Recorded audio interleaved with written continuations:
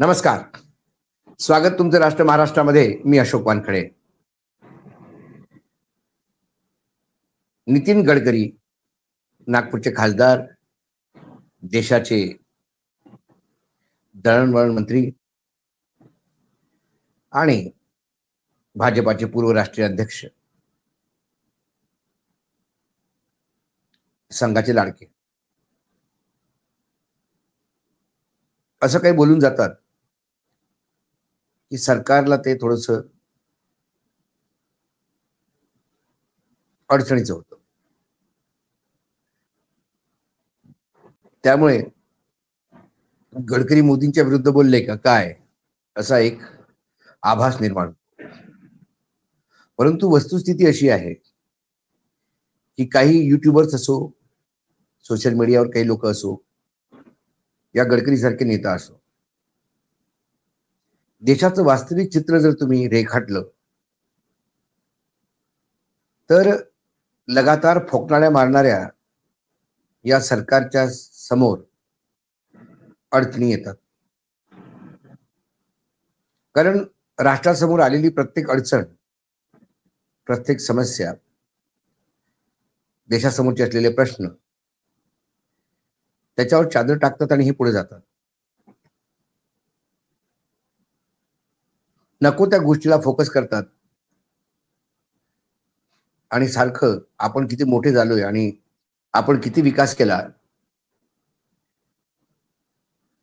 याच्या पुढ्या सोडत असतात.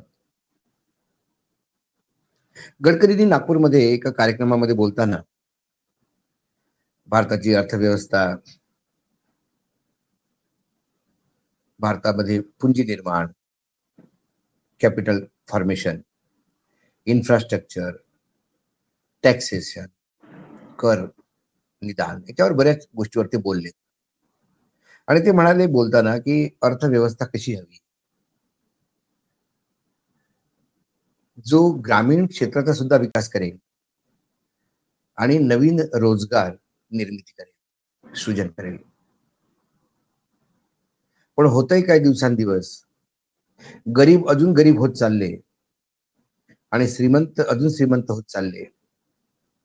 आर्थिक नाड्या ज्या आहेत देशाच्या, त्या सिलेक्टेड लोकांच्या हातात गेल्यामुळे जो सर्वांगीण विकास करायचा आहे तो होत नाही. आणि इथेच आमचे जे पंतप्रधान आहेत ते नेहमी सांगतात की 25 कोटी लोक गरिबी रेषेच्या वर आलेले आहेत. एकीकडे ते म्हणतात आणि दुसरीकडे ते सांगतात की 81 कोटी लोकांना जर आपण 5 किलो धान्य नाही दिलं तर ते रात्री उपाशी झोपतील.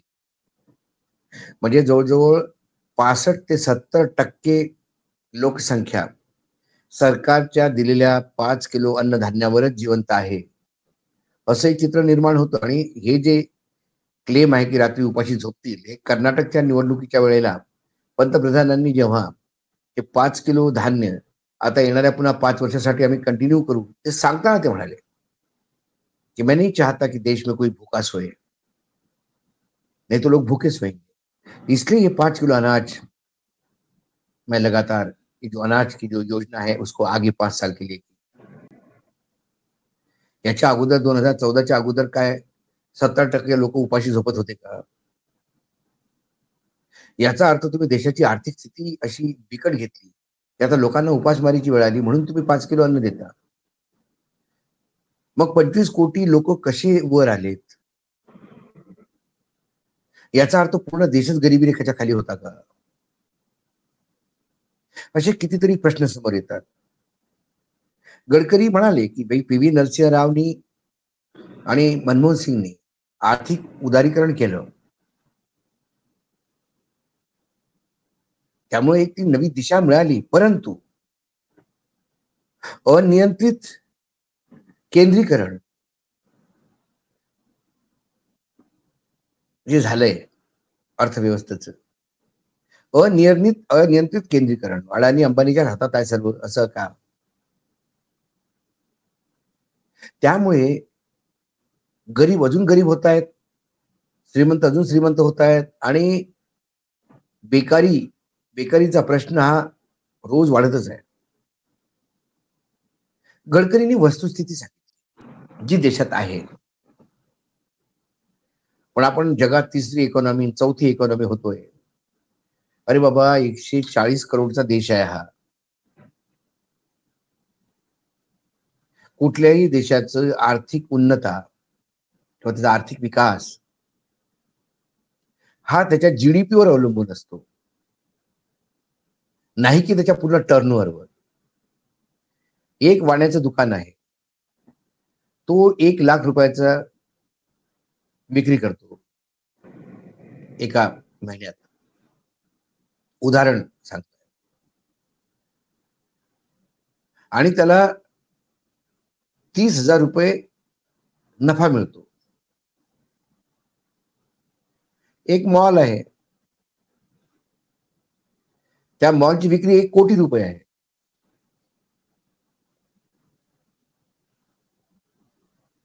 पण नफा मात्र 10 लाख रुपये आहे. तर त्या मॉलचा नफा 10%, वाण्याच्या दुकानाचा नफा 30%. त्यामुळं वाण्याची आर्थिक स्थिती मॉलपेक्षा अतिशय चांगली. हे उदाहरणासाठी. जीएसटी वाढला म्हणे, 180 कोटी रुपये जीएसटी, 2 लाख करोड जीएसटी. ठीक आहे, पण महागाई वाढल्यामुळे जीएसटी वाढतो, कारण किमतीवर जीएसटी असतो.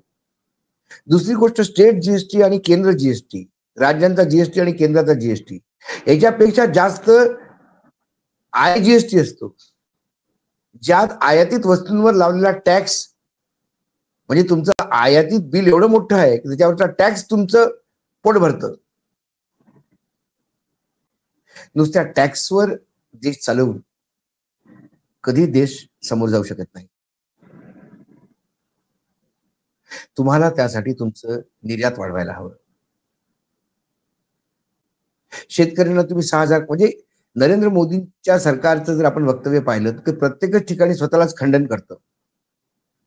जर शेतकऱ्यांची मिळकत, इन्कम त्यांचं जर तुम्ही डबल केलं तर मग त्यांना 6,000 रुपये कशाला देता?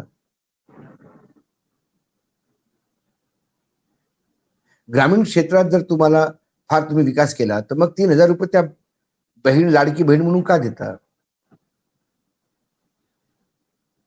तुम्ही जे 3,000 रुपये देता, त्या 3,000 रुपयामुळे त्या स्त्रियांची क्रयशक्ती वाढते, त्यामुळे तुम्हाला जास्त जीएसटी मिळतो. म्हणजे आपणच पैसे द्यायचे, तू खर्च कर, आणि त्याच्यावर मिळालेल्या टॅक्स आम्ही खूप कमावलो.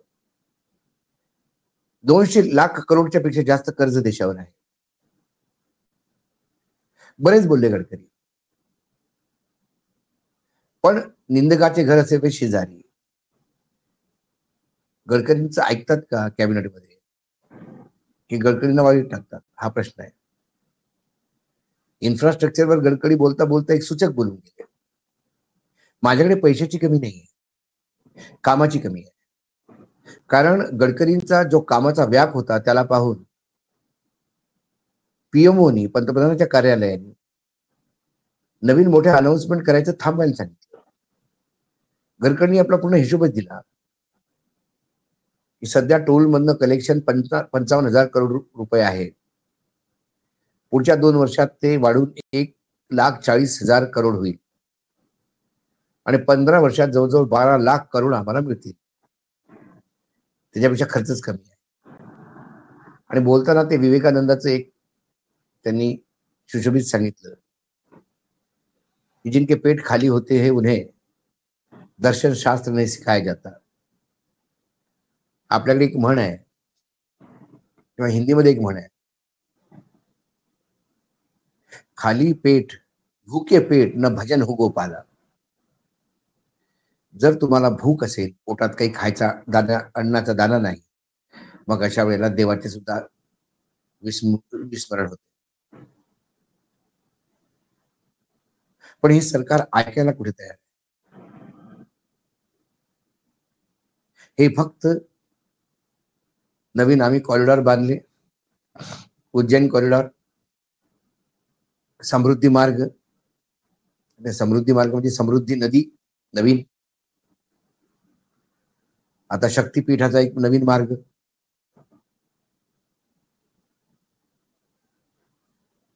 शाळेत विद्यार्थ्यांना फळा नाही, खडू नाही, वर छत नाही, फक्त मोठमोठे मार्ग काढायचे कारण आपल्याला पैसा पाहिजे. प्रत्येक राज्याची स्वतःची एक प्रायोरिटी असते. महाराष्ट्रात ॲम्ब्युलन्सच्या जागी अजूनही ॲम्ब्युलन्स चालते आणि जय जय महाराष्ट्र माझा म्हणून आपण स्वतःचं कौतुक करून घेतो. हे महाराष्ट्राचं दुर्भाग्य.